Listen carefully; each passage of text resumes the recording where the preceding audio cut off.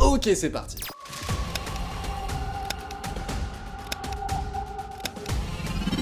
Je vous remets un petit peu le contexte. Sur ma dernière vidéo qui parlait d'un enlèvement potentiellement reptilien sur un homme, un abonné me laisse un commentaire en m'indiquant de parler de la race des Vénusiens. Et là, moi ne connaissant pas, je me dis bien entendu comme sur ça commence bien. Je me dis bien entendu comme sur chaque sujet, et ben pourquoi pas faire des recherches et effectivement en parler, le partager avec les gens. Je pars du postulat que si je ne connais pas, vous potentiellement non plus, et ça peut peut-être vous intéresser. Du coup, j'ai fait quelques recherches sur les Vénusiens, puis j'ai trouvé des pépites, alors je viens vous les partager comme d'habitude. Déjà pour commencer, cette race aurait vécu il y a bien longtemps sur Terre, tout comme les reptiliens dont on a parlé dans la vidéo dédiée. Et effectivement, si je vous dis ça, c'est parce qu'il y a une vraie histoire avec les reptiliens. Ils ont un petit vécu, un petit passif, les deux, où ils pouvaient pas trop se blairer. Bien sûr, ça a du mal à matcher parce que du coup, les Vénusiens sont ultra gentils, sympathiques et bienveillants et nous auraient déjà plusieurs fois contacté, en tout cas certains humains, comme par exemple Nikola Tesla. Ouais, c'est pas un petit nom, et ça nous viendrait du coup du témoignage d'un autre contacté qui s'appelle Arthur Matthew, qui aurait même eu la chance non seulement d'être contacté par eux, mais de les accompagner dans leurs vaisseaux spatiaux. Et c'est là qu'il nous lâchera cette bombe, cette information, qui n'est pas petite quand même, indiquant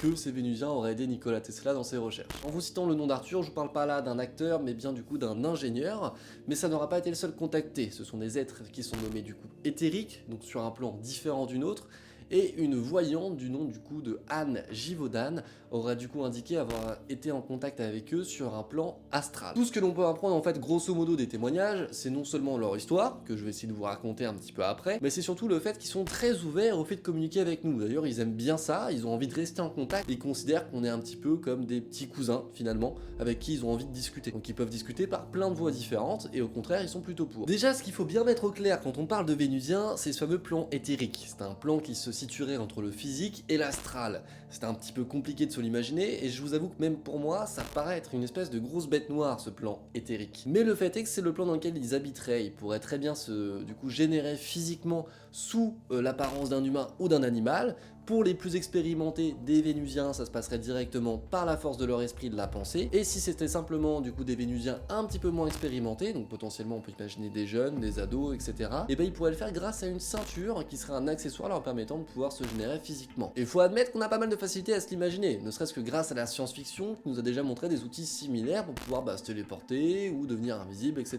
Ça ne nous dérange pas tellement dans l'idée. Non, là où pour moi il y a vraiment quelque chose de surprenant, c'est qu'on peut les assimiler du coup à des esprits dans notre conception des choses. Le fait est que, malgré ça, ils sont considérés comme étant mortels.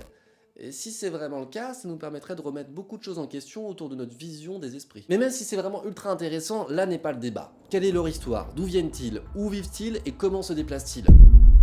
Ils auraient donc eu des ancêtres sur Terre, comme je vous le disais au début de la vidéo, qui auraient habité dans ce qu'on appelle la Lémurie, et comme là ça parle certainement à très peu d'entre vous, on va faire une petite pause et essayer de comprendre ce que c'était que la Lémurie. Pour comprendre d'où ça vient, cette histoire de Lémurie, il faut comprendre que pendant longtemps on n'a pas compris la migration de certaines espèces qui se trouvaient sur des continents qui étaient complètement opposés, et donc aucun moyen de transport apparent permettant aux espèces de se développer sur ces deux endroits complètement différents du globe. Du coup, on s'est dit, tiens, peut-être qu'avant il y avait de la terre ici, et du coup peut-être qu'ils pouvaient marcher et se déplacer, et c'est comme ça qu'ils seraient apparus à différents endroits. Et ce fameux continent qui aurait disparu submergé aurait été appelé la Lémurie et aurait été situé du coup dans l'océan Indien. Et là on a un petit flou quand même, c'est qu'on se demande pourquoi est-ce qu'ils sont partis de chez nous. Enfin de chez nous, avant c'était pas tout à fait chez nous, visiblement il y avait pas mal d'autres espèces, mais bon admettons. Et bien il se trouve que l'une des théories qui est la plus en vogue, parce que la plus crédible, ce serait d'imaginer qu'au début de la Lémurie, là non pas le continent mais la civilisation qui se situerait du coup sur la ville de la Lémurie à l'époque, sur le continent, il y aurait eu plusieurs races qui auraient été là lors de la construction de cette civilisation, notamment les reptiliens. Sauf que les Vénusiens auraient déjà eu une connaissance et une science très très élevée à ce moment-là. Et les draconiens, donc les reptiliens, auraient toujours eu ce côté un petit peu, vous comprenez, envahissant, méchant, taquin, puis surtout à vouloir se placer au-dessus des autres races et du coup à vouloir diriger. Le fait est que les Vénusiens c'est pas trop leur trip. Et là, à ce moment-là, il y a une autre race qui revient sur Terre, qui s'était barré depuis quelques temps, qui s'appelle du coup les Lyriens. Oui, ça devient très compliqué. Donc les Lyriens font fuir du coup les races draconiques de la Terre, sauf que les Vénusiens se seraient certainement barrés avant, de par les réprimandes effectuées à cause des reptiliens envers eux simplement. Pour ce qui est des vaisseaux, après avoir regroupé tout un tas d'informations données par les contactés dans leurs témoignages, on peut noter plusieurs choses. À part les vaisseaux mères, il y a pas mal d'autres types de vaisseaux, et là je suis obligé de vous les décrire parce que sinon je vais pas réussir à tous vous les citer en termes de descriptif. Ils auraient donc au total 7 types de vaisseaux en plus du vaisseau mère qui transporte tous les petits vaisseaux, en fait, simplement de navigation, d'exploration. Ok, si vous n'êtes pas encore abonné à la chaîne, n'hésitez surtout pas à le faire, c'est gratuit, ça demande que quelques secondes, moi ça me donne beaucoup de force, plus vous êtes, plus je pourrai faire de vidéos souvent, et sur des sujets qui vous plaisent. N'hésitez donc pas non plus à la liker, à la commenter, ça me donne de la force, et surtout à la partager. Voilà, je suis désolé pour ce petit instant promo, je vous laisse avec la suite de la vidéo. Il y aurait au total donc 5 vaisseaux type transport pour pouvoir du coup transporter des personnes ou des cargaisons. Il y aurait 2 vaisseaux type robotique qui seraient du coup complètement de l'ingénierie et 2 autres vaisseaux du coup qui eux seront en forme du coup de disques style croissant finalement, typiquement, hein, qui du coup servirait à l'exploration. Et en plus de ça, un autre vaisseau qui ressemblerait à un cigare long de 300 mètres. Oui, ça, si vous y connaissez un petit peu en termes d'aliens et d'ovnis, c'est quelque chose qu'on a déjà pu observer sur Terre. Mais on va pas parler de cette histoire précisément dans cette vidéo-là. En tout cas, il y a des conclusions aussi à faire sur ces observations-là. Ce sera le cas potentiellement d'une prochaine vidéo, vous inquiétez pas. Et bizarrement, tous leurs vaisseaux vont avoir du coup des formes stéréotypées et assez iconiques de ce qu'on a déjà pu voir, c'est-à-dire des balles, des croissants, des sphères ou des cigares. Donc jusque là, finalement, il n'y a rien de très original et on peut réussir assez facilement à tout amener pour concorder les éléments comme quoi ça aurait été réellement une preuve. Et ça c'est bien gentil, mais c'est pour leurs vaisseaux type matériel. Apparemment, il pourrait aussi avoir des vaisseaux type immatériel. Et ça, je dois vous avouer que j'ai beaucoup de mal à me le concevoir et à me l'imaginer.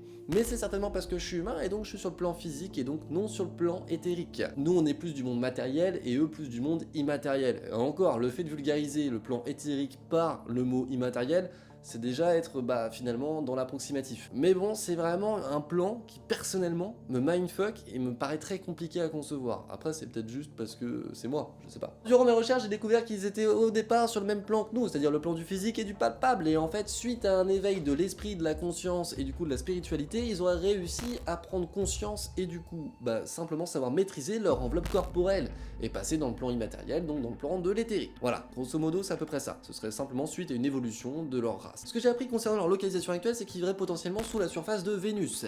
Et ils feraient partie d'une sorte de groupe qui serait du coup une alliance de 12 planètes, dont Vénus fait partie, un petit peu à la manière finalement de Star Trek, du coup avec l'Alliance, la Fédération, etc. Sauf que les humains ne feraient pas encore partie de cette alliance, permettant du coup de défendre les valeurs de l'univers, etc., etc. Mais grosso modo, c'est décrit un petit peu comme dans Star Trek, façon vénusien. Il faut savoir que s'ils ont rejoint cette fédération, c'est parce qu'ils ont essuyé beaucoup de guerres, qui les a souvent ramenés au point zéro de leur évolution. Et donc du coup, en ayant marre, ils ont essayé de rejoindre du coup un corps armé pour essayer de se défendre un petit peu plus et essayer de sauvegarder leur évolution. Ça, jusque là, ça peut à peu près se comprendre. Grosso modo, voilà ce que j'ai pu résumer de la part des témoignages des contactés que j'ai pu du coup voir et lire sur internet. Le fait est que, comment est-ce que eux, ils ont été contactés? Eh bien, on va voir le cas du coup de Arthur Matthew dont je vous parlais en début de vidéo, qui lui aura été contacté et qui a une histoire un petit peu folle que je vais essayer de vous raconter. Nous sommes le 15 janvier 1949 quand notre Arthur, qui vit au Canada à côté du lac de Beauport, se réveille en pleine nuit, réveillé par des bruits et des lumières. Il verra là du coup un ballon de rugby dans le ciel, large de 90 mètres, long de 300 mètres. Il va donc descendre au niveau de sa porte d'entrée pour essayer de voir ce qui se passe dehors finalement. Quand il ouvre, il est face à 2 bonhommes, et derrière sa grange, il y aura eu de la lumière. Voilà. Ensuite, c'est blackout. Sachant que de cette même histoire, il existe plusieurs versions. Une qui indique qu'à ce moment-là, il aurait été finalement dans son atelier en train de travailler, une autre comme celle que je viens de vous raconter qui disait qu'il était en train de dormir, et une autre qui raconte qu'il était dans son salon. Faut faire un choix de celle qu'on préfère. Moi, j'ai pris celle que j'ai le plus vue. Après, je crois que vous faites un petit peu vos jeux, quoi. Vous prenez la version qui vous plaît le plus. Cette situation, en tout cas de départ, de où il était quand il les a entendus et vus, n'est pas très intéressante dans l'histoire. Et pour être très clair, dès le départ, quand Arthur ouvre la porte, il est face du coup à 2 hommes. Et comme ils se décrivent comme étant des amis de Nikola Tesla, Arthur ne s'inquiète pas plus que ça et va les suivre dans leur vaisseau spatial. Il va décrire avoir vécu ça pendant près de 20 ans avec eux. Il va même décrire avoir pu observer une station spatiale qui serait une sorte de biodôme en orbite autour de Vénus. Et là où ça devient vraiment flippant et plutôt étrange, c'est que Nikola Tesla, dans un article en 1901, aurait témoigné et confié avoir déjà ressenti des sortes de communication télépathique avec des êtres qui lui auraient amené des idées pour ses inventions ou ses recherches provenant de Mars ou de Vénus. Et devinez sur quoi est-ce que notre ingénieur Arthur travaillait quand les Vénusiens sont venus le voir? Eh bien sur des travaux de Nikola Tesla. Et voilà, c'est tout pour moi. Finalement, toute l'histoire des Vénusiens tient là-dessus, et après ça pourrait être un énorme mythe. Donc bien entendu, je pourrais vous parler du témoignage de plusieurs contactés, mais ça n'aurait pas vraiment de sens. Comme d'habitude, ce sont que des témoignages, et là je vous ai raconté à mon sens l'histoire qui me plaisait le plus. C'est-à-dire celle des Vénusiens qui étaient potes avec Nikola Tesla. Et ça, j'ai envie d'y croire. Parce que ça me ferait kiffer que Nikola Tesla ait vraiment été pote avec des aliens. Et voilà, j'adorerais. Mais vous me connaissez, je vais pas vous laisser comme ça. Déjà encore 2-3 petites infos à vous donner, quitte à casser un peu le mythe. Déjà, on va pas aller chercher très loin pour débunker ça, on va s'intéresser au témoignage d'Arthur. Il faut savoir que le 15 janvier 1949 décrit comme étant la première observation d'un ovni à côté de chez lui. Les seules choses qui ont du coup été relevées par les journaux du Canada, c'est une pluie de météorites à un instant T, mais c'est surtout des phénomènes météorologiques très différents d'habitude pour la saison.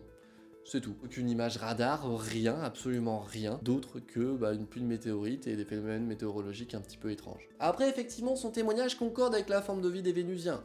Mais surtout pour une raison simple, c'est que cette forme de vie, elle existe de par les témoignages. Donc en fait, c'est lui qui crée l'histoire. Donc forcément, ça concorde. Hormis le fait que le vaisseau qu'il décrive, c'est encore un nouveau type de vaisseau. Après, admettons qu'ils aient avancé technologiquement, c'est pas improbable non plus qu'il y en ait des nouveaux. En 78, la NASA lance le programme Pioneer, qui est du coup issu du programme lancé en 68, qui est destiné à essayer de mieux comprendre Vénus. Le témoignage date de 49. Il faut savoir qu'en 49, on connaît très peu de choses sur Vénus, et on a une période où on imagine que c'est une planète viable et habitable de par notre espèce, et que par conséquent, il y a de fortes chances qu'il y ait une forme de vie alien là-bas. Voilà, fallait que je le sorte à un moment. C'est-à-dire que au moment où on a tous ces témoignages, qui sont d'ailleurs juste après dissipés, on pensait encore que c'était possible. Aujourd'hui, avec les connaissances que l'on a, on doute vraiment que ça puisse être possible, quoi. Scientifiquement parlant, ce serait fou, ce serait dingue, et pourquoi pas, admettons, ce serait génial, mais on n'a rien qui nous amène à penser que ce serait le cas. Donc finalement, n'oublions pas que si on a autant d'histoires sur les Vénusiens, c'est parce que pendant très longtemps, c'était une sorte de fantasme de planète habitable, et du coup, forcément, si on se disait que c'était habitable pour nous, pourquoi pas pour d'autres. En ce qui concerne le fait que Nikola Tesla aurait fait cette déclaration dans un article, etc., je peux pas me prononcer parce que j'ai pas retrouvé l'article. Donc je peux pas apporter d'importance à cet élément, parce que j'ai aucune preuve que ce soit le cas. Donc je préfère le mettre de côté et me dire que peut-être que oui, peut-être que non. Et une dernière petite chose concernant la Lémurie, qui est quand même la base de l'histoire du coup des Vénusiens, on sait aujourd'hui que ce n'est pas possible. Cette théorie a été créée au moment où on ne connaissait pas encore la dérive des continents, et donc forcément on a essayé d'imaginer quelque chose pour faire en sorte que ça concorde. Mais le fait est qu'aujourd'hui, la théorie d'une Lémurie, il n'y a pas assez d'éléments scientifiques qui nous permettent d'imaginer que ça puisse avoir été le cas un jour. Donc c'est une théorie bancale et hypothétique qui est aujourd'hui de plus en plus infirmée par les scientifiques. Donc malheureusement on peut pas se baser dessus et se reposer dessus. Voilà, c'est à peu près tout ce que je voulais vous rajouter à cette histoire. Maintenant je vous dis pas qu'ils n'existent pas, je vous dis pas qu'ils existent, vous faites votre propre avis, c'est à vous de réfléchir, c'est à vous de faire des recherches, continuez de vous intéresser au sujet s'il vous plaît, il y a tous les liens en description. Mais en tout cas, moi mon avis, c'est que c'est une sérieuse histoire spectaculaire, certes, mais qui n'est comme souvent pas basée sur beaucoup de faits réels et avérés, en tout cas prouvés à mon sens. Je vous fais des bisous, à très bientôt pour nos mystères, ciao tout le monde, bye.